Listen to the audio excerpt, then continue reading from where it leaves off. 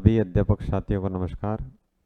मैं आपका सूर्य नगरी एकेडमी के यूट्यूब चैनल पर एक बार फिर स्वागत करता हूं।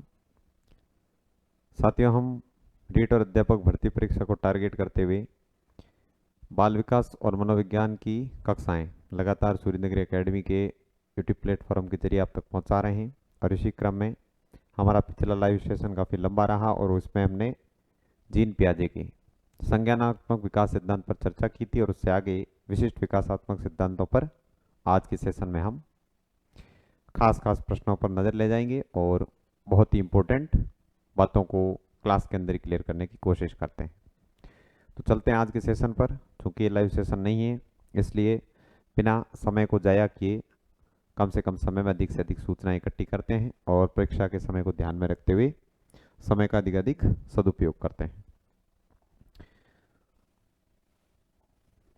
साथियों, पिछली कक्षा के अंदर जीन पियाजे एक स्विट्जरलैंड के जीव विज्ञानी और मनोवैज्ञानिक बहुत ही प्रसिद्ध व्यक्ति बाल विकास के अंदर जितने भी प्रश्न पूछे जाते हैं उनमें एक रीड किया डी माने जाने वाले शिक्षण मनोवैज्ञानी या फिर बाल विकास शास्त्री कहे जाते जीन पियाजे। उनका एक सिद्धांत कॉग्निटिव डेवलपमेंट थ्योरी जो थी हमारे द्वारा पूरी की जा चुकी है। आज की कक्षा में हम पढ़ेंगे जीन पियाजे का नैतिक विकास सिद्धांत, जो कि नैतिक विकास के अन्य सिद्धांतों में सर्वाधिक पुराना है। नैतिक विकास सिद्धांत, नैतिक विकास का मतलब क्या होता है, नैतिक विकास का अर्थ, परिभाषाओं और तमाम प्रकार के अन्य शब्दों और उदाहरणों के द्वारा हम बहुआयामी विकास के सेशन में पढ़ चुके हैं। और लेकिन नैतिक विकास का सामान्य अर्थ जो है वो इस प्रकार होता है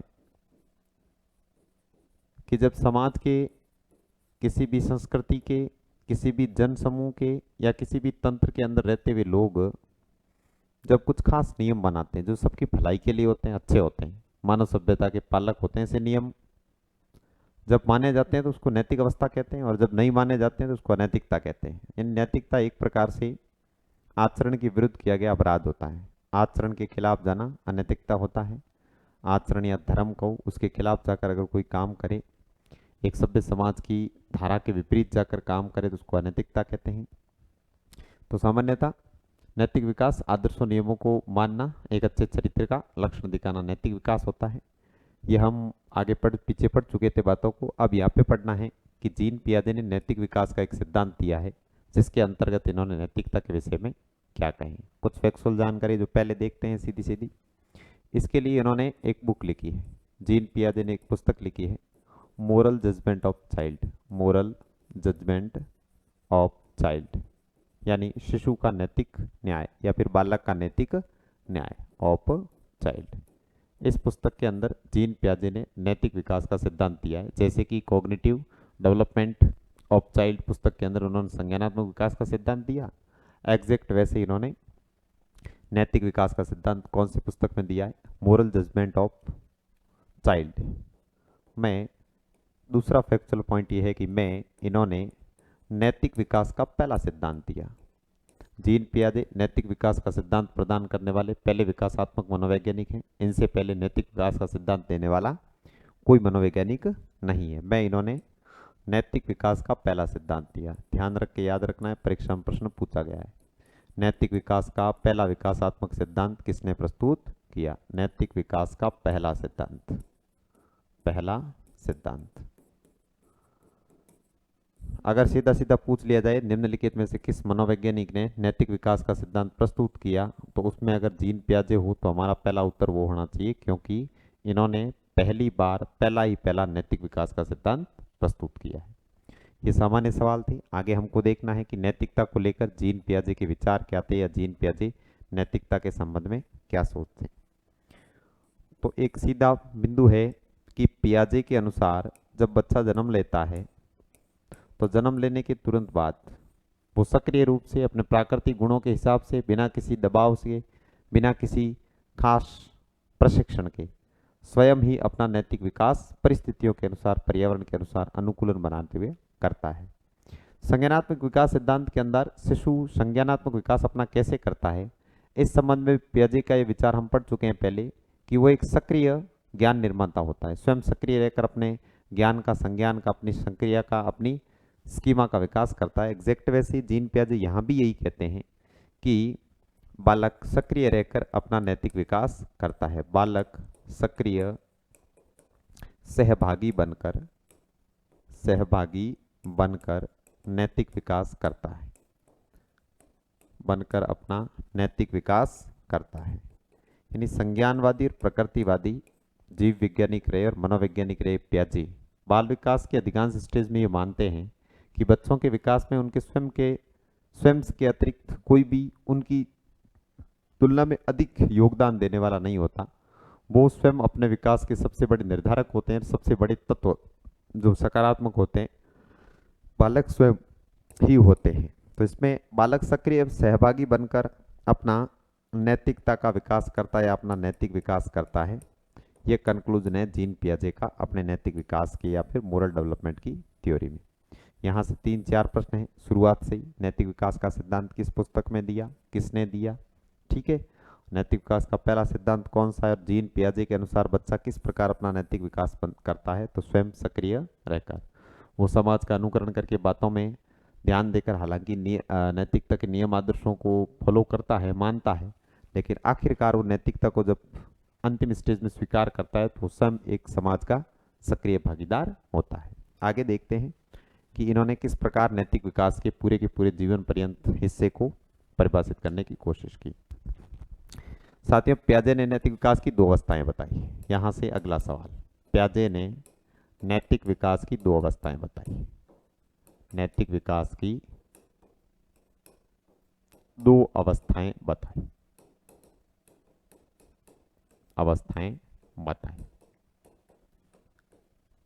अगर प्रश्न ये पूछा जाए कि पियाजे के नैतिक विकास सिद्धांत की कितनी अवस्थाएं हैं, तो प्रमुख अवस्थाएं हैं 2। हालांकि सिद्धांत को ज्यादा विस्तृत करने पर प्रारंभिक 4 अवस्थाएं प्रकाश में आती है, जो कि बड़े पेपर के लिए, अन्य पेपर के लिए उपयोगी हो सकती है। अध्यापक और रीट भर्ती परीक्षा के लिए अपने सीधे जीन पियाजे के अंदर नैतिक विकास की जो 2 मुख्य अवस्थाएं दी गई है उनकी विशिष्टताओं और नाम इत्यादि का अध्ययन करना काफी हो जाता है। तो सीधा चलते हैं हम कि पियाजे के अनुसार इन 2 अवस्थाओं के अंतर्गत नैतिक विकास किस प्रकार होता है। एक चीज माइंड में रखना कि पियाजे के अंदर कॉग्निटिव डेवलपमेंट हो या मोरल डेवलपमेंट, दोनों के अंदर जो सीखने वाला होता है या बालक होता है एक्टिव रहता है। इनएक्टिव रहकर वो स्वयं सीखता है, स्वयं ज्ञान का निर्माता होता है, नन्हा वैज्ञानिक होता है और सीखने के मामलों में, विकास के मामलों में स्वयं सक्रिय भागीदार होता है। ये बात जीन पियाजे ने अंतिम रूप से कह रखी है। अब पियाजे के अनुसार बताई गई नैतिकता की 2 अवस्थाओं में पहली अवस्था होती है परायत्त नैतिक अवस्था या परायत्त नैतिकता की अवस्था। परायत्त नैतिकता की अवस्था और दूसरी होती है स्वायत्त नैतिकता की अवस्था। स्वायत्त नैतिकता की अवस्था। अब देखो, परायत्त नैतिकता की अवस्था जो है वो रहती है 2 वर्ष से 8 वर्ष तक। पियाजे के अनुसार जब बच्चा जब तक 2 वर्ष का होता है तब तक उसमें नैतिकता होती नहीं। यानी कि 2 से 8 वर्ष हमने यहाँ लिखा है, तो इसका मतलब क्या है, तो पियाजे के अनुसार परायत्त नैतिक अवस्था से पूर्व क्या होता है, 2 वर्ष से पूर्व नैतिक अनामी अवस्था होती है। नैतिक अनामी अवस्था यानी नैतिकता मौजूद नहीं रहती। सामान्यतः बाल विकास के अवस्थाओं के अंदर भी हमने देखा था कि जन्मजात शिशु के अंदर नैतिकता नहीं होती और 2 वर्ष के बाद उसमें नैतिकता आने लगती है। तो इस बात का पियाजे भी समर्थन करते हैं। जीन पियाजे ने अपने नैतिक विकास सिद्धांत की पहली अवस्था का आरंभ 2 वर्ष से माना है। यानी जीन पियाजे भी इस बात को स्वीकार करते हैं कि 2 वर्ष से पूर्व शिशु के अंदर किसी भी प्रकार की नैतिकता नहीं होती, इसलिए नैतिक अनामी अवस्था का नाम रखा। इसमें नैतिकता को कोई नाम नहीं दिया जा सकता क्योंकि नैतिकता मौजूद ही नहीं होती है। यह अवस्था रहती है 2 से 8 वर्ष तक। कौन सी? परायत्त नैतिकता की अवस्था। परायत्त शब्द से आप समझ चुके होंगे कि इस टाइम की नैतिकता स्वयं शिशु पर निर्भर नहीं करती। परायत्त है यानी दूसरों के द्वारा थोपी गई है, दबाव द्वारा पैदा की गई है। भय, दंड, ईश्वरीय प्रकोप, सार्वभौमिक सत्यों, ईश्वर इत्यादि के दबाव में आकर शिशु या बालक जो होते हैं अच्छे काम करते हैं, अच्छे नियमों को मानते हैं, जिसकी वजह से नैतिकता की नींव डाली जाती है और ये होती है परायत्त नैतिकता की अवस्था। दूसरी है स्वायत्त नैतिकता की अवस्था। स्वायत्त का मतलब है स्वयं अपने बल पर, अपने हिसाब से। अपने हिसाब से जो डेवलपमेंट हो रहा है वो हो रहा है स्वायत्त, अपनी इच्छा से होने वाला डेवलपमेंट, अपनी मर्जी से अपनी सहमति से होने वाला नैतिक विकास। ये अवस्था जो है इसको नाम दिया गया है जीन पियाजे के द्वारा स्वायत्त नैतिकता की अवस्था।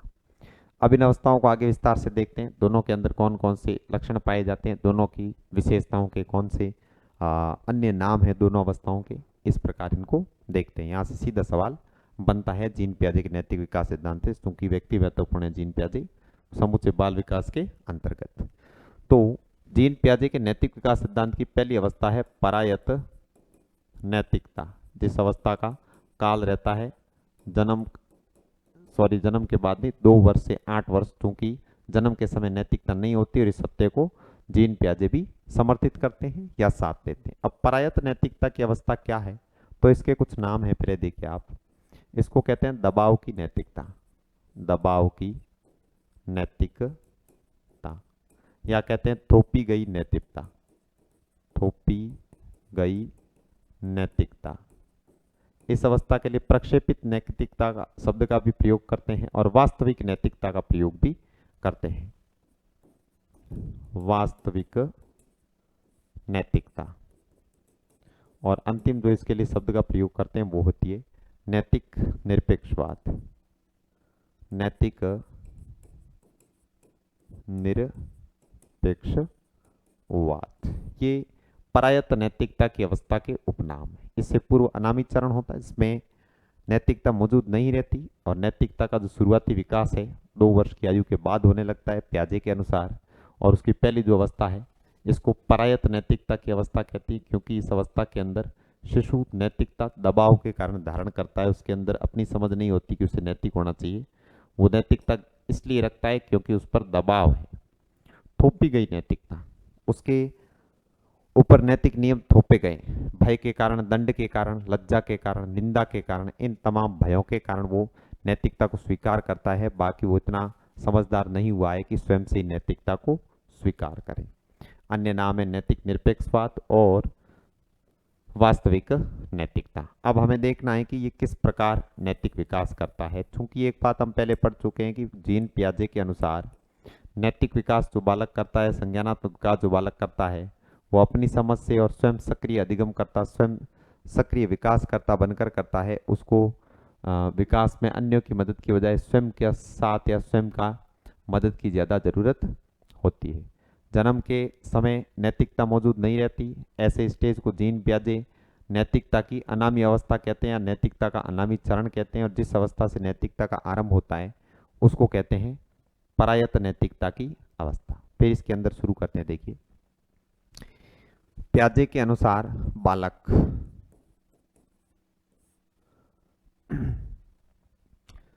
समाज से अंत्यक्रिया कर, समाज से अंत्यक्रिया कर नैतिकता सीखता है। किस अवस्था में?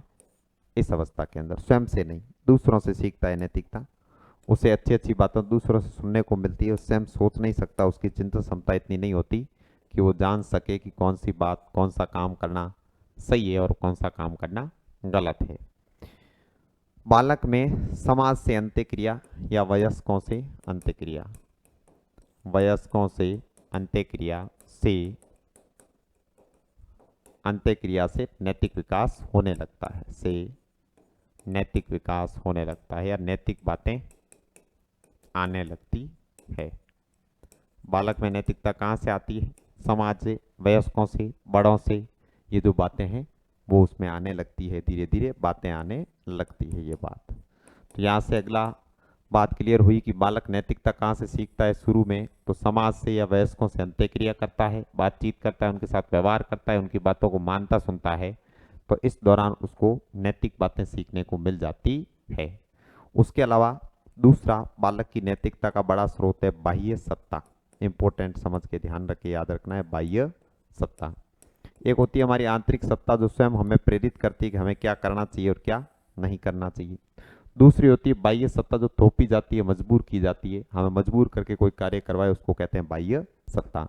बाह्य सत्ता किस किस की हो सकती है? देखो, बाह्य सत्ता माता पिता की हो सकती है। हमारे माता पिता हमारे ऊपर कोई नियम थोप सकते हैं, हमारा अनुशासन, हमारे नियम, अनुशासन के जो नियम होते हैं वो हम पर नैतिकता थोप सकते हैं। शिक्षक और इसके अलावा जितने भी समाज के बड़े होते हैं जिनकी बात पालकों को माननी पड़ती है, उन सबको हम कहेंगे बाह्य सत्ता। हालांकि पुलिस का भय, कोर्ट का भय, कानून का भय भी एक प्रकार से बाह्य सत्ता ही है, जिसके कारण व्यक्ति दंड के भय से सही काम करता और स्थिति होती परायत नैतिकता की अवस्था में, क्योंकि तब तक मानसिक विकास इतना हो चुका ही नहीं होता है कि वो अपने आप स्वप्रेरणा से नैतिकता को स्वीकार करे। अब बाह्य सत्ता द्वारा दंड के भय से, बाह्य सत्ता द्वारा दंड के भय से बालक नैतिक नियमों की पालना करता है या नैतिकता अपनाता है। ये इस अवस्था की सबसे बड़ी और अच्छी ध्यान रखने की बात है कि परायत नैतिकता की अवस्था में, यानी 2 से 8 वर्ष से जो बालक होते हैं वो क्यों नैतिक व्यवहार करते हैं, क्यों नैतिकता को अपनाते हैं। इसका कारण होता है बाह्य सत्ता का भय। बाह्य सत्ता उनको दंडित ना कर दे, बाह्य सत्ता उनको उनकी निंदा ना कर दे, बुराई ना कर दे, इस भय से वो अच्छी बातों को, नैतिक नियमों को स्वीकार कर लेते हैं। तो पहली बात यह कि बाह्य सत्ता के भय से जो है परायत नैतिकता की अवस्था में बालक नैतिकता को स्वीकार करते हैं। और फिर देखते हैं आगे वाली बात। नंबर 2, ईश्वर का भय। परायत नैतिक अवस्था के अंदर बालक ईश्वर के भय से, ईश्वर के भय से नैतिकता स्वीकार करता है। और ये क्या चीज होती है, देखिए, बालक मानता है कि अगर वो नैतिक नियम नहीं मानेगा, नैतिकता को तोड़ेगा, तो ईश्वर उस पर विपत्ति थोप देगा, भगवान उसके साथ बहुत ही बुरा कर देगा। ऐसी बात चूंकि वो विकसित होता हुआ अपने समाज वयस्कों से सुनता है कि जो अच्छे काम नहीं करता है, बुरे काम करता है, ईश्वर उसका हिसाब करता है या ईश्वर उसका न्याय करता है, ईश्वर उसके साथ बुरा करता है। इस भय से बालक अच्छी बातों को, नैतिकता को स्वीकार कर लेते हैं। बालक ईश्वर के भय से, ईश्वर के भय से या ईश्वर के प्रकोप के भय से, ईश्वर के प्रकोप के भय से नैतिकता अपनाता है, नैतिकता अपनाता है। उसे लगता है, वह यह सोचता है कि अगर वो नैतिक नियमों को नहीं अपनाएगा तो ईश्वर उससे नाराज हो जाएगा और ईश्वर उस पर विपत्तियां ले आएगा, ईश्वर उसका भला नहीं करेगा, ईश्वर उस पर प्रकोप ही प्रकोप डाल देगा। इस भय के कारण शिशु जो होता है, बालक जो होता है, वो नैतिकता को स्वीकार करता है, नैतिकता अंगीकार करता है। फिर होता है सर्वव्यापी न्याय में विश्वास। ये इस अवस्था का नाम है, विशेषता है सर्वव्यापी न्याय में विश्वास। इसका मतलब ये हुआ, सर्वव्यापी न्याय का विश्वास ये हुआ कि बालक मानता है कि पूरा का पूरा संसार जो है वो ईश्वर के कब्जे में है और पूरे के पूरे जो कायनात के अंदर पूरी नैतिकता है वो एक ही तरह की है और सबकी जो नैतिकता है वो ईश्वर के आधार पर ही चलती है। इसी को कहते हैं सर्वव्यापी न्याय। सर्वव्यापी न्याय कौन करता है? तो बालक के हिसाब से ईश्वर सर्वव्यापी न्याय करता है, सर्वव्यापी न्याय करता है। अगर कोई बड़ा आदमी छोटे जानवर को परेशान करता है, कोई एज में बड़ा वयस्क, उसको देख के शिशु कह सकता है कि इसको तुम क्यों छेड़ रहे हो, तुम पापी हो, तुम्हें पाप हो गया, तुम पाप के भागी हो गए। ऐसी बच्चों के अंदर बातें सुनने को मिलती है। इसका कारण ये है कि छोटे बच्चे ईश्वर के भय से नैतिकता को अंगीकार करते हैं। ये उनके अंदर नैतिकता को स्वीकार करने का एक कारण हो सकता है। फिर अगली बात क्या है? बालकों के हिसाब से इस अवस्था में नियम कैसे होते हैं? नियम सार्वभौमिक होते हैं। सार्वभौमिक बच्चों के हिसाब से नैतिकता के नियम जो उन्हें बताए गए हैं वो पूरी दुनिया में लागू होते हैं, सब जगह पर लागू होते हैं, ऐसा उनका मानना है। सार्वकालिक होते हैं, यानी सभी कालखंडों में, हमारे जन्म से बहुत पहले और हमारे जन्म के बाद हजारों पीढ़ियों तक यही नियम चलते रहेंगे, ऐसे बच्चों का मानना होता है। किस अवस्था में? परायत नैतिकता की अवस्था में। इस अवस्था में शिशु ये मानते हैं, बालक ये मानते हैं कि नियम सार्वभौमिक होते हैं, सार्वकालिक होते हैं और अपरिवर्तनशील होते हैं। यानी उनका मानना होता है कि भले ही नैतिकता का नियम चाहे कैसा भी हो, लेकिन नियम बदलता नहीं है। ये जो है परायत नैतिकता की अवस्था की या नैतिकता की आरंभिक अवस्था की खास खास विशेषताएं हुई। ईश्वर भय, बड़ों के भय, वयस्कों के भय, डर इत्यादि से नैतिकता अपनाते हैं। अच्छा काम इसलिए करते हैं ताकि उनके साथ बुरा ना हो। बाकी ईश्वर के भय से, सर्वव्यापी न्याय में विश्वास और नियमों के बारे में 3 विचार रखते हैं। नियम सार्वभौमिक होते हैं, नियम सार्वकालिक होते हैं, अपरिवर्तनशील होते हैं। इसके साथ नैतिक विकास, पियाजे के नैतिक विकास सिद्धांत की जो पहली अवस्था थी वो तो हो गई पूरी। अब दूसरी अवस्था है, उससे पहले आप एक बार पैनल देख लीजिए कि इसके ये जो खास खास विशेषताएं हैं ये परायत नैतिकता की विशेषता की है। फिर हम अगला देखते हैं स्वायत्त नैतिकता की अवस्था। इसमें 10 वर्ष के बाद धीरे धीरे जब शिशु किशोर अवस्था की तरफ बालक बढ़ता है तब उसमें तार्किक चिंतन का विकास होने लगता है, उसमें तर्क शक्ति आने लगती है। और जब व्यक्ति तर्क शक्ति का स्वामी हो जाता है, जब उसमें तार्किक चिंतन आने लगता है, तब उसके चिंतन का दायरा, सोचने समझने और निर्णय की क्षमता बहुत ज्यादा बढ़ जाती है। स्वायत्त नैतिकता की अवस्था, ये ऑटोनोमस टाइप की है नैतिकता की अवस्था। एज रहती है 9 या 10 वर्ष के बाद। सामान्यतः इस उम्र तक उत्तर बाल्यावस्था का काल चल रहा होता है, वह संधि काल की तरफ बालक तेजी से बढ़ रहा होता है। इस अवस्था के अंदर चिंतन बहुत ही सुरक्षित और बहुत ही सुरक्षित या विकसित अवस्था में पहुंच जाता है। इसके कारण शिशु बहुत ज्यादा चिंतन की कैपेसिटी अर्जित कर चुका होता है। तो फिर इसमें पहली बात हमको यही रखनी है कि चिंतन के विकास के कारण नैतिकता को लेकर विचार बदल जाते हैं, नैतिकता संबंधी विचार बदल जाते हैं। इसलिए बदल जाते हैं क्योंकि अब शिशु बालक जो है तर्क करने लगा है, तर्क के आधार पर बातों को सही अथवा गलत बताने लगता है। नैतिकता संबंधी निर्णय, चिंतन के विकास के कारण नैतिकता संबंधी निर्णय तर्क के आधार पर लेता है, तर्क के आधार पर लेने लगता है। अब वो थोपी गई बातों को अंतिम सत्य नहीं मानता, क्योंकि जो बात उस पर थोपी जा रही है उस पर वो अपने तर्क के आधार पर, अपनी तर्क संगतता के आधार पर, अपनी सामाजिक चेतना के आधार पर उस पर विचार करने लगता है। तर्क के अलावा हम इसको चेतना भी कह सकते हैं। चेतना, समझ और तर्क के आधार पर लेने लगता है। जब नैतिकता के अंदर तर्क शामिल हो जाता है तब किसी भी प्रकार के अंधविश्वास या भय का स्थान तो रहता नहीं। इसलिए स्वायत्त नैतिकता की अवस्था ऑटोनोमस टाइप की हो जाती है। इसमें बालक जो है पहले के सारे ऐसे विश्वास को तोड़ देता है, ऐसे सारे विश्वास छोड़ देता है जो पहले उसने कर रखे थे। जैसे अब वो नैतिक सर्वव्यापी न्याय में विश्वास नहीं करता।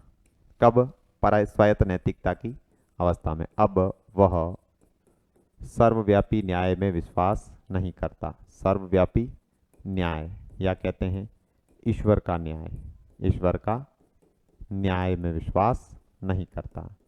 अब वो समझ जाता है कि ईश्वर जैसी ऐसी कोई ताकत नहीं होती, या फिर ईश्वर हमको अनैतिकता का दंड नहीं दे सकते, ईश्वर हम पर प्रकोप वगैरह तो कुछ नहीं थोपेंगे, क्योंकि वो तर्क से सीखने लग जाता है कि हम जो अपराध कर रहे हैं, हम जो अनैतिकता कर रहे हैं उसके बारे में ईश्वर को पता कैसे चलता है। तर्क के आधार पर जब वो आगे सोचता है तो उसे लगता है कि किसी भी हालत में ईश्वर को पता चलने वाला नहीं है। तो फिर वो क्या करता है कि ऐसे न्याय में विश्वास नहीं रखता।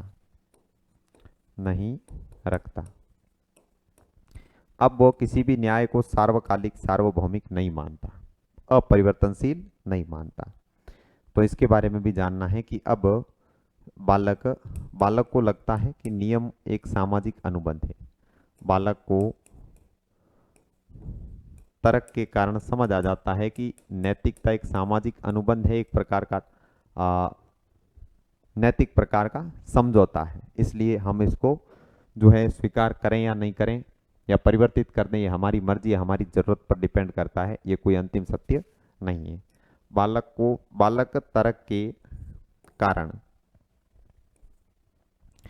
नियमों को सामाजिक अनुबंध बांधता है।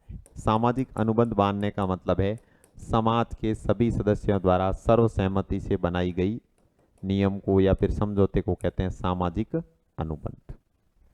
बालक तर्क के कारण नियमों को सामाजिक अनुबंध मानने लगता है, मानने लगता है। वह उसमें परिवर्तन को स्वीकार करता है, वह उसमें परिवर्तनशीलता, यानी कि नियम कानून जो भी बने हैं सामाजिक अनुबंध है और जरूरत पड़ने पर इनको बदला जा सकता है, इस परिवर्तनशीलता को स्वीकार कर देता है। वो उसमें परिवर्तनशीलता की संभावना तलाशता है, संभावना बताने लगता है। परायत नैतिकता की स्वायत्त नैतिकता की अवस्था में बालक ये कहने लगता है कि नियम तो एक प्रकार के सामाजिक समझौते हैं और इनको आवश्यकता के अनुसार बदला जा सकता है, कोई भी नियम अंतिम नहीं है, हर नियम को बदला जा सकता है। और वो ऐसे नियमों पर प्रश्न भी उठाने लगता है कि भाई कोई नियम बना दिया तो उसका आधार क्या था। अब चूंकि उसको किसी प्रकार का भय नहीं है, तो आगे देखते हैं स्वायत्त नैतिकता की अवस्था के अंदर और क्या चीज हमें याद रखनी है। बालक स्वायत्त नैतिकता की अवस्था में नियमों पर प्रश्न उठाता है, बहुत ही इंपॉर्टेंट है। जैसा कि किशोरावस्था में हमने देखा कि किशोर जो होते हैं वो सामाजिक व्यवस्था के अंदर विद्रोही बन जाते हैं, प्रश्न उठाने लगते हैं। ठीक है, तो नियमों पर तर्क आधारित प्रश्न उठाता है, नियमों पर तर्क आधारित प्रश्न उठाता है। बालक जो है किसी नैतिकता के नियम में जिसमें छोटे बड़ों के बीच में अंतर या सम्मान की बात हो तो उस पर सवाल उठाएगा, क्या बड़े हैं जो अधिक सम्मान का हकदार किस प्रकार है, अगर छोटा है और अधिक काबिल है तो वो भी सम्मान का हकदार है। ऐसी तार्किक बातें जो है इस अवस्था तक आते आते जो है बालक करने लगता है स्वायत्त नैतिकता की अवस्था में आकर। फिर वो क्या करता है, सामाजिक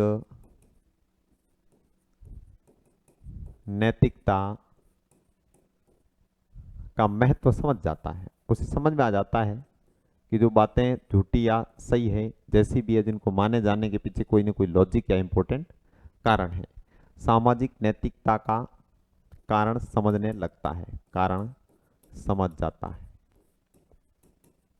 समझ जाता है, ये समझ उसके अंदर विकसित हो जाती है। वो नियमों को सार्वकालिक सार्वभौमिक या फिर अपरिवर्तनशील तो अब मानता ही नहीं, क्योंकि उसे अब पता चल गया है, वो समझ गया है तर्क के आधार पर कि नियम किसी भी स्थिति में किसी भी आधार पर बदले जा सकते हैं। फिर इस अवस्था के अंदर वो अंत्यक्रिया किससे करता है, तो देखना है समवयस्कों से, समवयस्कों से अंत्यक्रिया करता है। वयस्कों से अंत्यक्रिया कौन करता है, परायत नैतिक अवस्था के अंदर जो बालक होते हैं वो वयस्कों से अंत्यक्रिया करते हैं और उसके द्वारा नियम सीखते हैं। जबकि जो ये स्वायत्त नैतिकता की अवस्था है इसमें समवयस्क यानी समान उम्र वालों से अंत्यक्रिया करता है, अंत्यक्रिया कर नैतिकता अपनाता है, नैतिकता अपनाता है। इस अवस्था के अंदर शिशु नैतिक है बालक तो स्व प्रेरणा से है। अब नैतिकता का आधार, नैतिकता का आधार क्या हो जाएगा, तमाम आधार हो जाएंगे स्वायत्त नैतिकता की अवस्था में।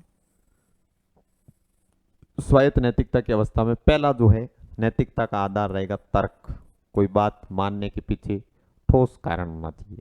दूसरा सामाजिक चेतना, वो अब समाज के सिस्टम के बारे में सामाजिक नियमों के बारे में जान चुका है, इसलिए उसकी सामाजिक चेतना उसको नैतिक बनने के लिए प्रेरित कर सकती है।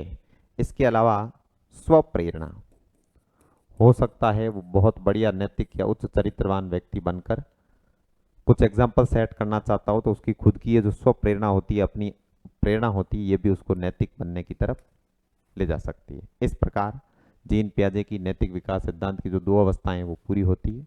इन दोनों अवस्थाओं के अंदर दी गई विशेषताओं से सीधे सीधे सवाल बनते हैं। ठीक है, और इसमें ये बात हम लिखना भूल गए, हालांकि बात हो गई कि ईश्वर व सर्वव्यापी न्याय में विश्वास नहीं करता, ईश्वर और सर्वव्यापी न्याय को नकारता है, स्वीकार नहीं करता, स्वीकार नहीं करता। ये हमारे सामने हो गए जीन पियाजे का नैतिक विकास का सिद्धांत पूरा, जिसकी दो अवस्थाएं हैं और दोनों की जो खास खास विशेषताएं हैं और दोनों के अंदर जो याद रखने लायक और प्रश्न बनाने लायक बातें हैं उनको हम देख चुके हैं। अब आगे हम पढ़ेंगे एक और अन्य सिद्धांत है जो आज की कक्षा का हमारा टारगेट है।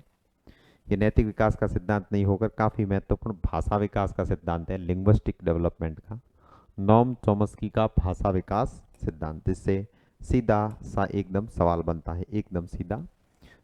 फर्स्ट ग्रेड तक भी यहाँ से सीधा ही सवाल बनता है। नॉम चॉम्स्की, नॉम चॉम्स्की, यानी इसका इस प्रकार आता है नाम, नोएम चॉम्स्की। ये व्यक्ति हैं। इन्होंने कौन सा सिद्धांत दिया? पहला सवाल यहाँ से कि बाल विकास के या विकासात्मक मनोविज्ञान के अंदर विकास के विशिष्ट सिद्धांतों के अंदर नॉम चॉम्स्की का संबंध किससे है? तो इनका संबंध है भाषा विकास का सिद्धांत।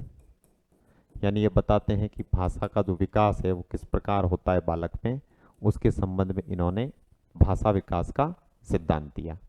अब ये किस प्रकार बताते हैं कि भाषा का विकास बालकों के अंदर, बच्चों के अंदर कैसे होता है, इस संबंध में शुरू से कुछ बिंदु लिख लेते हैं जिनसे बातें अच्छे से समझ में आ जाए। पहली बात नॉम चॉम्स्की मानते हैं कि बच्चों के अंदर भाषा विकास, आई थिंक भाषिक विकास क्या है वो हमने बहुआयामी विकास के सिद्धांतों को समझते समय, या बहुआयामी बहुपक्षीय विकास क्या होता है, कौन कौन से पक्ष होते हैं, इनको पढ़ते टाइम समझ लिया था। थोड़ा मैं वापस डिस्कस कर लेता हूँ कि भाषिक विकास का मतलब है अभिव्यक्ति की योग्यता हासिल करना। हम बोलकर, इशारा करके, चेहरे के इंप्रेशन बदल कर, नृत्य करके, गीत गाकर, तमाम तरीकों से अभिव्यक्ति जितनी भी करते हैं सब भाषा है। भाषा अभिव्यक्ति का संसार में सर्वश्रेष्ठ माध्यम होता है और इसका विकास शिशु में किस प्रकार होता है अध्ययन के योग्य है। तो नॉम चॉम्स्की ने भाषा विकास का सिद्धांत दिया। एक और है भाषा का सापेक्षवादी सिद्धांत, जो कि वॉफ के द्वारा दिया गया है, वो नॉम चॉम्स्की के द्वारा नहीं दिया गया, वो हम यहाँ लिख देते हैं भाषा का सापेक्षवादी सिद्धांत, ये दिया गया वॉर्फ के द्वारा, ये अलग है। नॉम चॉम्स्की ने भाषा विकास का सिद्धांत दिया है। इस सिद्धांत में इन्होंने भाषा विकास की क्या विशेषताएं बताई? पहली विशेषता ये है कि बालकों में भाषा सीखने की जन्मजात योग्यता होती है। बालकों में भाषा अर्जन की जन्मजात विशेषता होती है। जन्म के साथ बच्चे जो हैं भाषा विकसित करने की विशेषता लेकर ही पैदा होते हैं। यह है पहला विशेष बात कि भाषा अर्जन प्राकृतिक है या फिर कृत्रिम जन्मजात है या जन्म के पश्चात इंटरेक्शन से डेवलप होती है। तो नॉम चॉम्स्की स्पष्ट करते हैं कि भाषा का विकास जन्मजात ही, बिना प्रयास के बच्चों के अंदर स्वयं ही हो जाता है। फिर इनके अनुसार किस प्रकार जो है बच्चों के अंदर भाषा का विकास होता है जन्मजात, तो उसके लिए वो कहते हैं बच्चे जो हैं जन्मजात व्याकरण सीखने की योग्यताओं को लेकर पैदा होते हैं। ठीक है, उसको देखो, बच्चे स्वयं भाषा का व्याकरण सीखते हैं, भाषा का व्याकरण सीखते हुए पूरी भाषा जो है ना ग्रहण करते हैं, भाषा ग्रहण करते हैं। यानी इन्होंने सिर्फ भाषा की बात नहीं की, भाषा ग्रामर पर भी, भाषा व्याकरण पर भी बल दिया कि बच्चे जन्मजात भाषा का व्याकरण सीखने की योग्यता लेकर पैदा होते हैं और उसी योग्यता के कारण वो जो है पूरी तरीके से भाषा पर पकड़ बना पाते हैं। इसके अलावा जो है सरलता या सहजता, भाषा स्वाभाविक है, भाषा जो है कोई कॉम्प्लेक्स चीज नहीं है, भाषा स्वाभाविक होती है। यानी मनुष्यों के अंदर, प्राणियों के अंदर भाषा बोलने का, अभिव्यक्ति करने का, इशारे करने का स्वभाव पाया जाता है, प्रकृति पाई जाती है। ये कोई अर्जित प्रकार की चीज कम और स्वाभाविक अधिक होती है। यानी कि हर बच्चा प्राकृतिक रूप से भाषा सीखता है। ठीक है, ये भी कथन निष्कर्ष हम लिख देते हैं कि बच्चा प्राकृतिक रूप से भाषा सीखता है, प्राकृतिक रूप से भाषा सीखता है। ये जो बातें हैं ये नॉम चॉम्स्की के भाषा विकास सिद्धांत के छोटे छोटे जो निष्कर्ष हैं, जिनसे छोटे छोटे सवाल कभी बन सकते हैं। बाकी अब तक यहाँ से खास सवाल तो यही बना है कि भाषा विकास का सिद्धांत किसने दिया या भाषा विकास की बात किसने की। अब इन्होंने भाषा सीखने के दो नियम या दो प्रकार बताएं कि भाषा की अपनी बच्चों के अंदर भाषा विकसित होने की दो निश्चित संरचनाएं होती है। एक होती है सतही संरचना और एक होती है गहरी संरचना। सतही संरचना या गहरी संरचना। चॉम्स्की के अनुसार भाषा की संरचना, चॉम्स्की के अनुसार भाषा की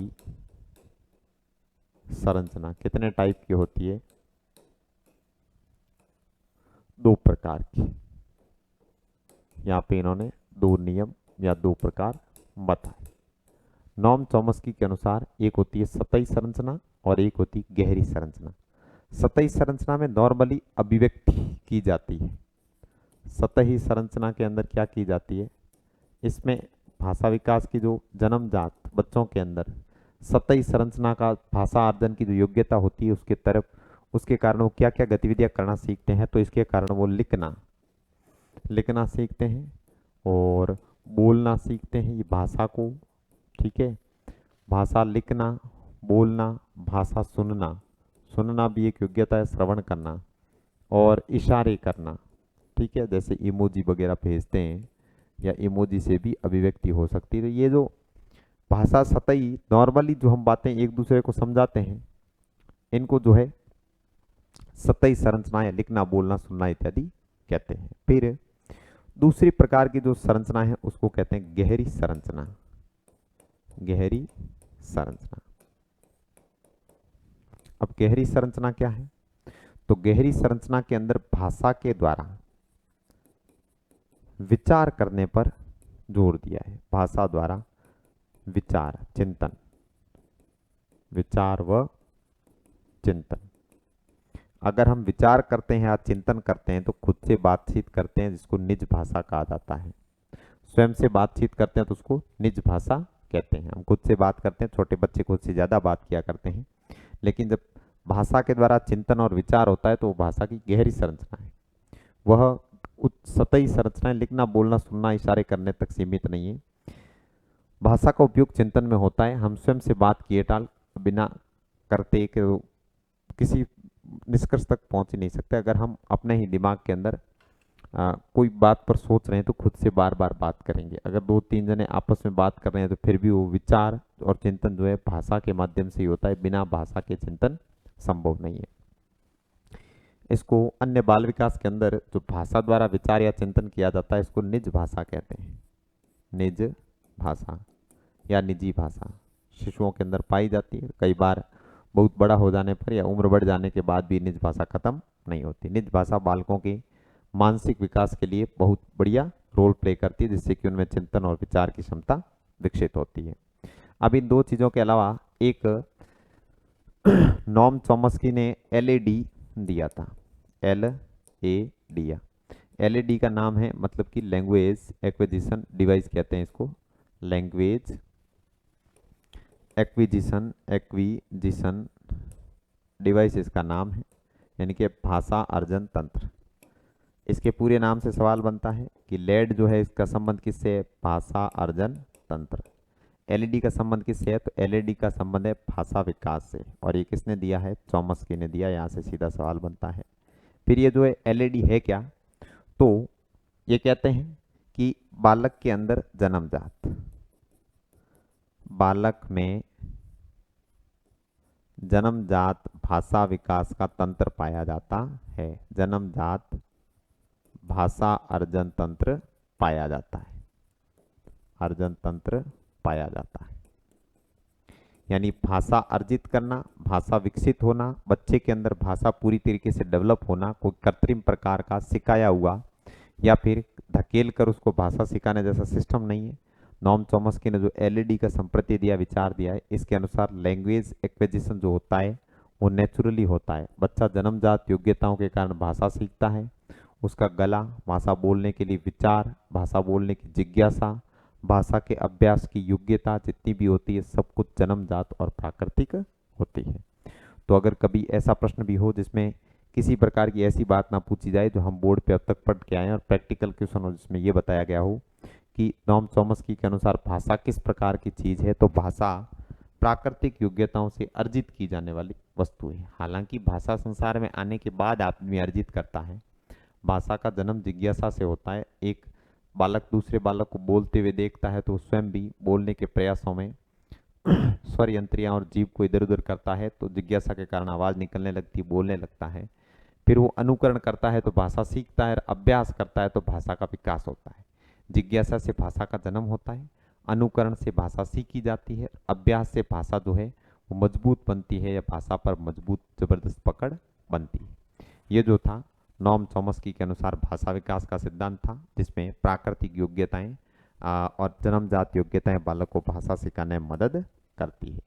आज के सेशन के अंदर इन दो छोटे छोटे बाल विकास के सिद्धांतों पर ही हमको चर्चा करनी थी। अगली कक्षा के अंदर कोई लेकर आएंगे बड़ा सा लाइव सेशन और किसी विस्तृत बहुत सारे बाल विकास के सिद्धांतों पर एक ही क्लास में, लंबी क्लास में चर्चा करेंगे और अगली 1 या 2 कक्षाओं के अंदर पहली यूनिट के जितने भी बाल विकास के विशिष्ट सिद्धांत हैं उनको पूरे करेंगे और फिर हम शुरू करेंगे अपनी अगली जो है यूनिट शुरू करेंगे। नेक्स्ट यूनिट अधिगम या विभिन्नताएं वगैरह उनमें से कोई एक।